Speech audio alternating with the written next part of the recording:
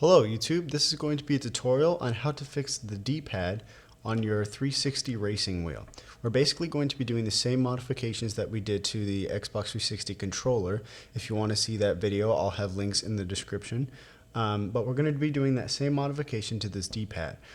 This D-pad has the same problems that all the other ones do. It's very squishy and it's not very responsive. So we're going to take the wheel apart and fix that D-pad. So for this modification, we're going to need a few tools to take the racing wheel off of the base. We're going to leave the base behind and just take off the wheel. That way we don't have to mess with any of the steering components or anything. We don't want to damage those. But what we're going to need is we're going to need a hex wrench. And this is a 4mm hex wrench. And we're also going to need a Torx bit. And this is a T10 Torx bit. So hex wrench, 4mm, and T10 Torx bit. If you have a, like a hex wrench set like this, just try to find one that works if you don't have a 4mm. I'm not exactly sure. I had to kind of, go back and forth between a couple of them to find the right one, and this ended up being the right one, and this one's 4mm. So if you don't have one, try looking in like your set, and maybe you can find one. It's important that it has this bend though, because without the bend, it's going to be hard to get the screws out. And as for the Torx bit, it can have a security hole, but it doesn't need it. If it's just flush like this one is, obviously there's no hole in that, that will work just fine. Now for the actual modification, we're going to need two things as well. So we have the Torx and the hex to take off the wheel, but once we have it off, we're going to need some cardboard just like this. This is from a medicine box. It doesn't really matter what kind of cardboard it is as long as it's nice and stiff. If it has like brown, like I'd recommend getting the cardboard that has like this white inside. That tends to be stiffer. If it has brown, it tends to be a little bit looser. So try to get some cardboard. And of course, we're going to need some scissors to cut the cardboard. So now that we have all of our tools, let's go ahead and take the wheel off, open it up, and do the modification. So to start opening it up, we're going to take our hex wrench, and we're going to turn the wheel, and underneath the shifting flaps, you're going to see those, and that's what you're going to use the hex wrench for. So let's go ahead and take these off. Now it's important that it has a bend here, because otherwise you're not going to be able to get in. See, there's not a lot of space between the flap and the actual screw, so it's important that you have this bend here, otherwise you might not be able to get it out.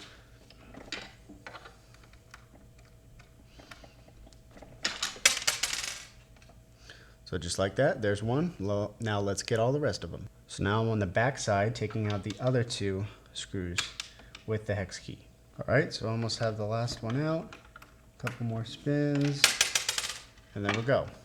So now that all of the hex wrench screws are taken out, we're going to turn the wheel and take out these two screws.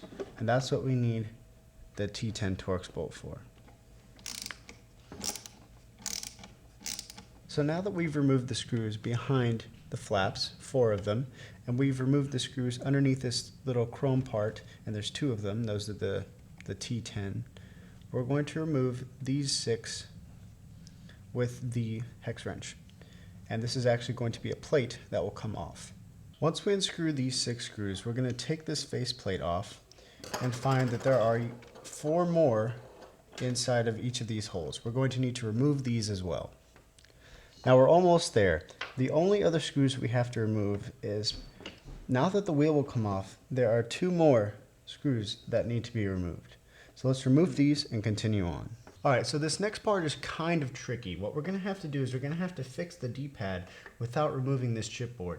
Now we unscrewed it so that we can maneuver it a little bit, but it's connected to 2 more screws that are actually underneath the chipboard. It's very complicated how they wire this thing, but we can get to the D-pad and fix the problem. As you can see, that's all the access to the D-pad that we're going to need. So we're going to carefully leave this set up on the wheel for now. We're going to prepare the disc, then we're going to insert it. So I do have the cutout ring here, and now I'm going to install it. So very carefully I'm going to move the chipboard out of the way. See, there's the D-pad. I'm going to open that little flap, stick it right on there, and close the flap right over it. Now that it's in there, we can go ahead and reassemble the chipboard. So if the buttons fell out, we're just going to kind of put them back in its place, kind of like I'm doing here. It's hard to see, but I'm just taking the buttons, putting them back,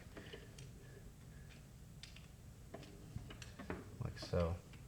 And again, be very, very careful with the chipboard. It is connected with 2 other screws, and we don't want to damage any of that. So there we go. All the buttons are back in their place. Now we're going to smush the chipboard against it. And there we go. Everything is back where it should be. Now all we have to do is give me a little pushback. I don't know what that's all about, but there we go. Now we just need to test all the buttons real fast, push them on the other side, make sure they work properly.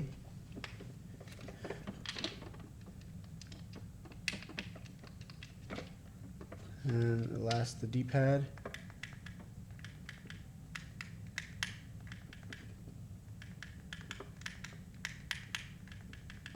Good, so everything's working properly. Now let's quickly get these screws back in so we can stop messing with this chipboard here. Okay, so both of them are fairly tight, and the chipboard has been reconnected to the wheel, as you can see.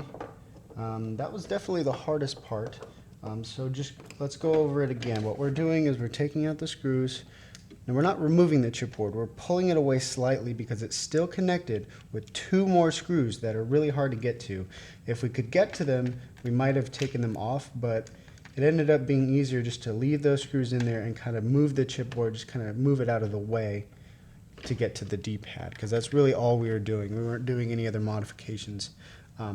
So now that the D-pad has the plastic cushion inside of it, we're just going to put the wheel back on its base, and we're going to start screwing all the screws back into place. The first 4 screws we're going to put back are these deep screws right here. After we've screwed in the 4 screws, go ahead and put the plate back on and screw in all 6 of these. Next, we're going to screw in the T10 screws that go underneath this chrome plate right here. Finally, we're going to screw back underneath the flaps, and there are 2 on each side. So let's go ahead and screw those screws back into place using the hex wrench. All right, so I finished screwing in all the screws. You may have noticed that we just put them back in reverse order of the way that we took them out. So my 360 wheel now, the D-pad, has a pretty firm click. Feels pretty good. Feels a lot better than before. It's not nearly as squishy as before. So there we go. Now the D-pad should be working. So that's how you fix the D-pad. I know the disassembly and assembly of at least this portion of the wheel was rather extensive, and that's just, there's no real way to get around that.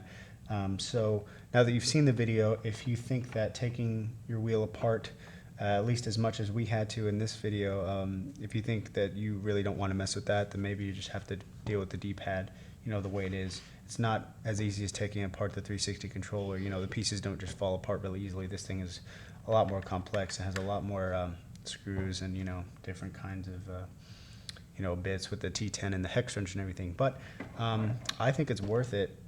I always hated how that D-pad was really squishy, and after I've done the mods on my 360 controllers, I've noticed a great improvement with the D-pad. So I definitely recommend doing this mod if you're having problems with your D-pad on your 360 racing wheel. It's the exact same mod as we did for the controller, as far as the the cardboard underneath the D-pad and everything.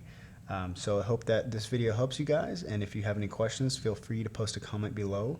I'll have links to the Xbox D-pad fixing thing so that you can understand what exactly we did here if you don't already understand. I'll have those links in the description, and thank you for watching. I'll see you guys next time.